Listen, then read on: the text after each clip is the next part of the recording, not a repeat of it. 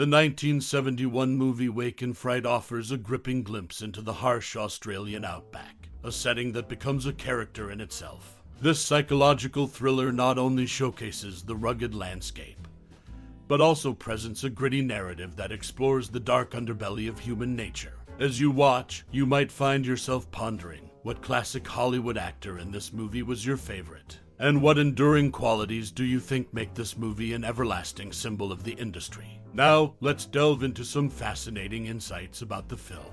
Wake in Fright was a departure from the typical Hollywood fare of its time, instead taking us on a journey into the heart of desolation and despair.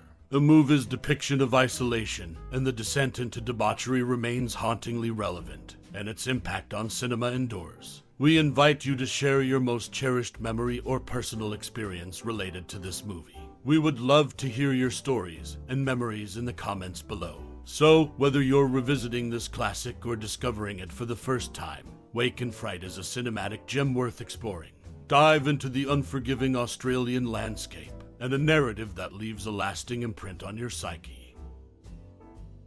Wake in Fright, a 1971 Australian thriller film directed by Ted Kotcheff, explores the harrowing descent of a young schoolteacher, John Grant, into the heart of outback Australia. Originating from a novel by Kenneth Cook, the story unfolds as Grant becomes stranded in the desolate mining town of Bundanyaba, where he succumbs to the primal temptations of gambling, binge drinking, and brutal hunting expeditions, all under the menacing influence of the town's inhabitants. As Grant's journey spirals into an abyss of depravity, the film captures the stark, unforgiving landscape and the unsettling atmosphere of the outback.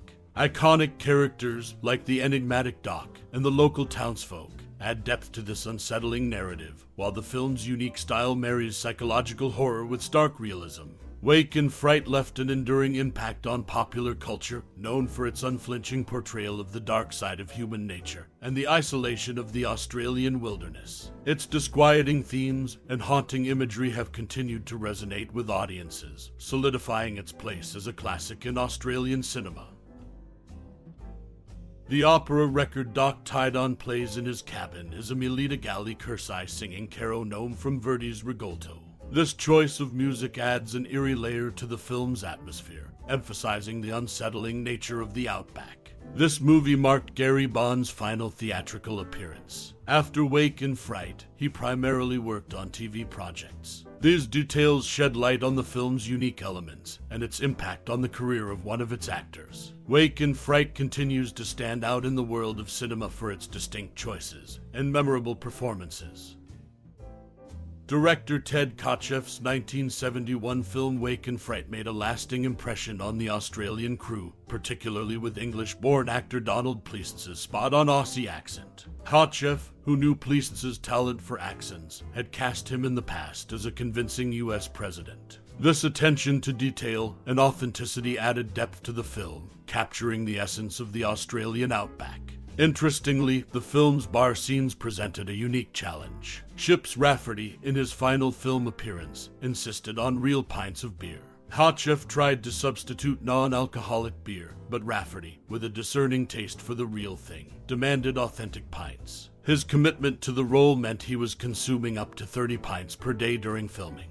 At the 1971 Cannes Film Festival screening, an eager and passionate young man named Martin Scorsese, an unknown in the industry at the time, made enthusiastic comments throughout the movie. He was especially moved by the film's daring and boundary-pushing scenes. Scorsese's reaction showcased the film's impact, and it would be remembered as he later became a celebrated director himself. These unique insights into Wake in Fright offer a glimpse into the dedication of the cast and the film's power to captivate audiences, even future cinematic legends like Scorsese. Wake in Fright remains a significant piece of cinema history.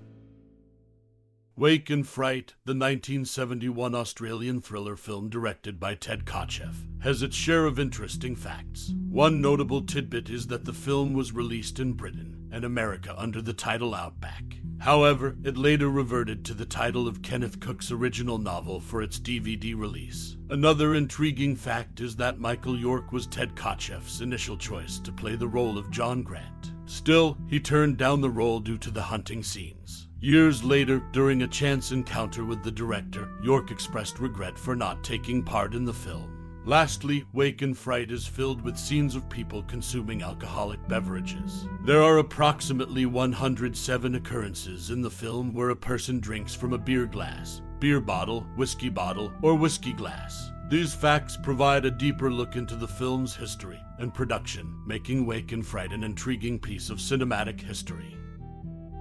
In the 1971 movie Wake and Fright, a particular scene in a bar reveals a ritual that remains a part of Australian culture. This eerie moment, characterized by a sudden hush and dimming of lights, reflects a practice observed and returned in services league clubs across the country. Each evening, the lights briefly dim and patrons stand in silent remembrance of fallen service personnel.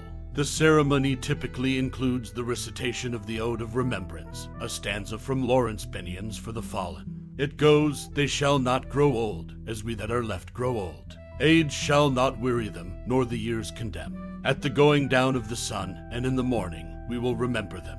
Afterward, a minute or two of silence follows, and all present voice the solemn promise, lest we forget. This unique cultural reference in Wake and Fright offers a glimpse into the traditions of the Australian RSL clubs and adds depth to the film's portrayal of the country's rugged outback. It's a moment that resonates with the audience and underscores the film's connection to the Australian way of life. Wake and Fright, the 1971 Australian thriller film, had an eventful journey in and out of circulation. It disappeared from the public eye for many years due to the dissolution of the production companies involved. NLT Productions went bust soon after the film's failed release, and Group WS assets were absorbed by CBS in 1999. This led to the original film and sound elements going missing, prompting an international search. It wasn't until 2002 that the film's editor, Anthony Buckley, tracked it down to CBS Iron Mountain Archives in Pittsburgh, where they found 60 cans of film in a shipping container marked for destruction. Subsequently, by September 2004, an additional 263 cans, some containing the original camera negative, were recovered from the vaults, enabling a full digital restoration. This remarkable journey of loss and recovery added another layer to the story of Wake and Fright, making it a tale of cinematic resurrection and preservation. As we bid farewell to this cinematic journey, I invite you to pause for a moment and contemplate your own connection with the powerful narrative that is Wake and Fright. Whether it stirred up memories of your own adventures, ignited a sense of wanderlust, or evoked visceral emotions, this 1971 film has undoubtedly left its mark on you.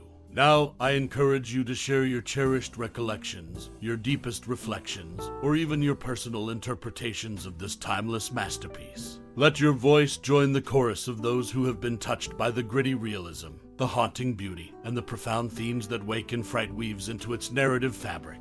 Your thoughts and memories are a testament to the enduring impact of this film on its viewers, and they enrich the collective experience of cinema enthusiasts worldwide. So, don't hesitate to join the conversation and share your insights. Thank you for your time and your unyielding passion for the world of cinema. Your engagement makes this journey all the more rewarding. Until next time, keep exploring the depths of storytelling, and remember that the world of film is an endless well of inspiration.